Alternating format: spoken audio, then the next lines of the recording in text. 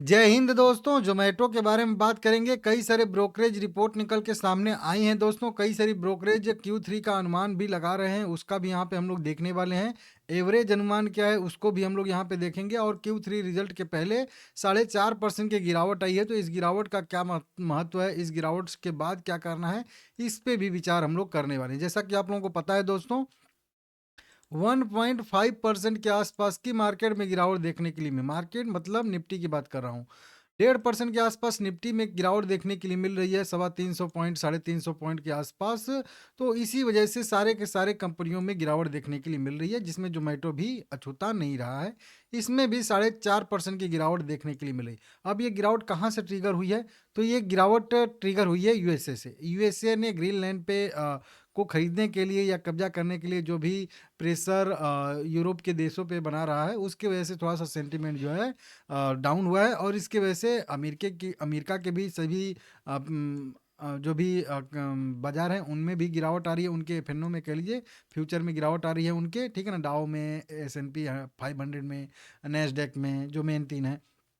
तो इसकी वजह से पूरे वर्ल्ड का कह लीजिए एक तरीके से सेंटिमेंट आज जो है खराब है, और इसकी वजह से यहाँ पे गिरावट सभी स्टॉक में देखने के लिए मिल रही है। इसको आप लोग देख दो। तो सबसे पहले गिरावट का तो यही कारण है। बाकी कल आने वाला है रिजल्ट, तो कल अगर रिजल्ट अच्छा आता है तो क्या यह 4.5% फिर से कवर कर जाएगा, इसी का आंसर हम लोग यहाँ पे तलाशने की कोशिश करेंगे।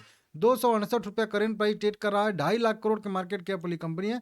फंडामेंटल ठीक ठाक ट्रेड करता हुआ इसका दिख रहा है। पी रेशियो बहुत ज़्यादा इसका मतलब अभी है। तो ये एक केवल पीई का इसमें मैटर है, बाकी वैसे देखेंगे तो ठीक ठाक इसका है। ग्रोथ की संभावना ज़्यादा है, क्योंकि जब ग्रोथ की संभावना होती है तो वैल्यूएशन पे उतना लोग ध्यान नहीं देते हैं, ये आप लोगों को पता होना चाहिए। आज लगभग 9 करोड़ के आसपास इक्विटी शेयर ट्रेड भी हुए हैं। आप लोग देखोगे तो कई सारी बड़ी बड़ी लार्ज डील इसमें आज ट्रेड होती हुई दिखी हैं, जो कि आप लोग यहाँ पे आके देखोगे तो कई सारी बड़ी बड़ी लार्ज डील आप लोगों को शो करेंगी। अब मेन चीज़ आता है कि 21 जनवरी 2026 को 5 PM पे आएगा इसका रिजल्ट। मतलब शाम को आएगा, मार्केट क्लोज होने के बाद आएगा। तो फिर अगले दिन मार्केट इस पे रिएक्ट करेगा, मतलब 22 तारीख को रिएक्ट करेगा। 21 तारीख को तो शाम को आएगा ही, तो 22 तारीख को मतलब थर्सडे के दिन जो है इसका मतलब रिएक्ट करेगा अपने रिजल्ट पे। जो भी रिजल्ट आएगा शाम को आएगा रात में, तो रात भर आप लोगों को सोचने समझने का मौका मिलेगा। फिर अच्छे से 22 तारीख को डिस्कस करेंगे, ठीक है ना। तो इस तरीके से देख लीजिएगा। हालांकि जब भी रिजल्ट आएगा मैं आप लोगों को बता दूंगा। अब मेन क्वेश्चन बनता है कि रिजल्ट कैसा आ सकता है, क्या संभावनाएं हैं। तो देखिए, कई सारी ब्रोकरेज रिपोर्ट निकल के सामने आ रही हैं, एक एक करके हम लोग यहाँ पे देखेंगे। सबसे पहले बताया जा रहा है कि तीसरी तिमाही का पूर्वानुमान की बात करेंगे तो राजस्व में 16% की वृद्धि तिमाही दर तिमाही आधार पर इनको देखने के लिए मिल सकती है, ऐसी संभावना यहाँ पे है। अलग अलग करके हम लोग यहाँ पे देख लेते हैं। देखिए, 21 जनवरी को इनका परिणाम आएगा। और राजस्व का दृष्टिकोण अगर देखेंगे तो यहाँ पे विश्लेषकों का अनुमान है कि समेकित राजस्व जो है वो 15,770 करोड़ रुपए तक पहुंच जाएगा। और पिछली तिमाही में 16% की वृद्धि यहाँ पे देखने के लिए मिलेगी। मतलब पिछले क्वार्टर में जितना राजस्व था उसमें 16% की वृद्धि देखने के लिए मिलेगी। एबिटा की बात करेंगे तो एबिटा 300 करोड़ रुपए रहने की संभावना है, जो तिमाही दर तिमाही आधार पर 25% की वृद्धि दर्शाता है। वहीं पे मार्जिन की बात करेंगे, 2% का इसका मार्जिन रहता ही है। तो इस बार भी मार्जिन में कोई खास बदलाव नहीं रहेगा, वैसे का वैसे रहेगा। अब फिर यहाँ पे मैं थोड़ा सा इसका पिछला रिजल्ट भी दिखाना चाहूंगा, तभी अंदाजा लगेगा। देखिए, पिछले क्वार्टर में 13,600 करोड़ का राजस्व आया था। एबिटा की बात करेंगे यहाँ पे हम लोग तो 240 करोड़ के आसपास का आया था। अभी 300 करोड़ का यही नंबर है। और नेट प्रॉफिट जो है 65 करोड़ का आया था। और ये नेट प्रॉफिट का भी नंबर कितना है उसको अभी यहाँ पे समझा देता हूँ, ठीक है ना। तो जो कुल मिला के कह लीजिए, जो 13,500 करोड़ का नंबर था वो 15,500 करोड़ का होने की संभावना है। जो 250 करोड़ का नंबर था वो 300 करोड़ का होने का संभावना है। और जो 65 करोड़ का नेट प्रॉफिट है उसकी बात कर लेते हैं यहाँ पे हम लोग जल्दी से, ठीक है ना। तो प्रॉफिट की भी बात करेंगे यहाँ पे हम लोग, तो प्रॉफिट भी यहाँ पे प्रॉफिट की बात करेंगे तो प्रॉफिट जो है 56 करोड़ से लेके जो है 124 करोड़ के बीच में रहने की संभावना है। अब बोलो कि 56 करोड़ और 124 करोड़ बहुत ज़्यादा अंतर है। तो ये अलग अलग ब्रोकरेज रिपोर्ट हैं। कुछ लोग 56 करोड़ मान रहे हैं, कुछ लोग 70 करोड़ मान रहे हैं, कुछ 80 मान रहे हैं, कुछ 124 मान रहे हैं। ये अलग अलग भी अभी आप लोगों को दिखाऊंगा, बस 2 मिनट और आपको रुकना पड़ेगा। तो 56 करोड़ से लेके जो है 124 करोड़ रुपए तक का जो है यहाँ पे अनुमान है प्रॉफिट का, नेट प्रॉफिट का, ठीक है ना। खंड प्रदर्शन में देखेंगे तो फूड डिलीवरी में इनका 3% की वृद्धि देखने की उम्मीद है। क्विक कॉमर्स में जो है 15% की वृद्धि की संभावना है। विश्लेषकों का अनुमान है कि कंपनी ने इस तिमाही में लगभग 284 स्टोर जोड़े हैं। और कुल आउटलेट की इनकी संख्या जो है अब 2100 के पार कर गई है। तो क्विक कॉमर्स में जो है ज़्यादा वृद्धि जो है वो दिख रही है, इनको वृद्धि को बढ़ावा दे सकता है। तो क्विक कॉमर्स थोड़ा-सा ज़्यादा इसका है। ब्लिंकिट की बात करेंगे तो ब्लिंकिट का भी अधिग्रहण इन्होंने किया था, तो ब्लिंकिट का घाटा कम होने की संभावना है।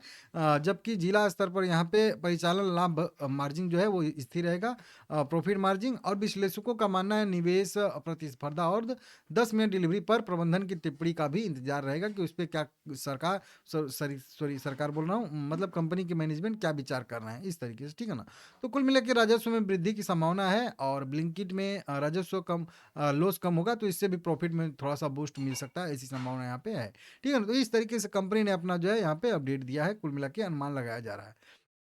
अब बात कर लेते हैं कि एक मतलब अलग-अलग कैसा-कैसा इसका जो है रह सकता है मैटर, ठीक है ना? तो देखिए ओवरऑल अगर बात करेंगे तो एकदम ये जो है, एवरेज बता रहा हूँ। राजस्व सालाना आधार पे लगभग 193 से 194% बढ़ने की संभावना है। मतलब सीधा-सीधा कह लीजिए 3 गुना होने की संभावना है। 500 करोड़ 5000 करोड़ के आसपास राजस्व दिसंबर 2024 में था, तो दिसंबर 2025 में राजस्व जो है वो 15,000 करोड़ के आसपास होने की संभावना यहाँ पे है, जबकि पिछले क्वार्टर में वही 13,600 करोड़ के आसपास था। लाभ की बात करेंगे तो 18% सालाना आधार पे वृद्धि देखने के लिए मिल सकती है। 69 करोड़ का यहाँ पे एवरेज अनुमान यहाँ पे लगाया जा रहा है, जो बताया जा रहा है, ठीक है ना, इस तरीके से। खाद्य वितरण में 14 से 18% की मामूली वृद्धि, और एबिटा में भी 4 से 5% की वृद्धि देखने के लिए मिल सकती है। अलग अलग की बात करेंगे दोस्तों, तो देखिए अलग अलग में बात करेंगे अगर हम लोग यहाँ पे, तो नुआमा की बात करेंगे तो नुआमा 16,300 करोड़ रुपए का यहाँ पे राजस्व का अनुमान लगा रहे हैं, और 164 करोड़ रुपए का नेट प्रॉफिट बता रहे हैं, जो यहाँ पे 4 से 5% का यहाँ पे एबिटा मार्जिन ये बता रहे हैं। तो बढ़िया है, अभी 2% का यहाँ पे एबिटा मार्जिन है, समझ रहे हो। इनको बहुत ज़्यादा उम्मीद है, और इनका मानना है कि ब्लिंकिट की तेज़ी से बिक्री और फर्म स्टॉक से संग्रहालय सुधार की उम्मीद इनको दिख रही है, ठीक है ना। वहीं पे कोटक सिक्योरिटी की बात करेंगे तो ये 15,900 करोड़ का अनुमान लगा रहे हैं। 70 करोड़ का इनको नोट नेट प्रॉफिट की संभावना दिख रही है। टिल देखेंगे तो 14.5% के आसपास का इनको मार्जिन दिख रहा है, ठीक है ना। मोतीलाल ओसवाल की बात करेंगे तो इनको भी 15,700 करोड़ रुपए का राजस्व दिख रहा है। 75 करोड़ का नेट प्रॉफिट दिख रहा है, और टिल यहाँ पे देखेंगे तो इसमें भी 5.5% तक का यहाँ पे मार्जिन दिख रहा है इस तरीके से। गोल्डमैन सैक्स की बात करेंगे तो 15,850 करोड़ का, 68 करोड़ का इनको भी यहाँ पे प्रॉफिट की संभावना दिख रही है, तो इसको भी आप लोग देख सकते हो। बिजनेस स्टैंडर्ड की मानेंगे यहाँ पे हम लोग औसत की, तो यहाँ पे 15,885 करोड़ औसत आ रहा है। एवरेज की बात करेंगे तो 69 करोड़ का यहाँ पे आ रहा है। 4 से 5% का यहाँ पे मार्जिन रहने की संभावना है, ठीक है ना। तो सालाना दर पे 194% की बढ़त, और मुनाफे में 18% की साल दर साल बेसिस पे उछाल देखने के लिए मिल सकती है, ऐसी संभावना यहाँ पे है।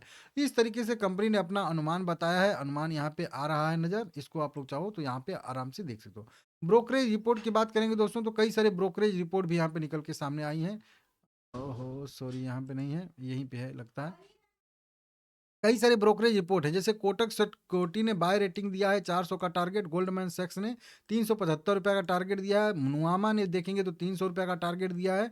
ये बड़े बड़े टारगेट है ऊपर की साइड में, ठीक है ना। वहीं पे बात करेंगे यहाँ पे बर्न स्टीन का तो 310 रुपये का है, और मत करना इस तरीके से। यहाँ पे जेफरीज का भी यहाँ पे देखेंगे तो यहाँ पे 250 रुपये का है, और मैक्वेरी की बात करेंगे तो यहाँ पे 130 रुपये का टारगेट है। मतलब सबसे जो कमज़ोर टारगेट जिसने दिया है उस मैक्वेरी नहीं दिया है, तो 130 रुपये बहुत नीचे का इन्होंने दिया है।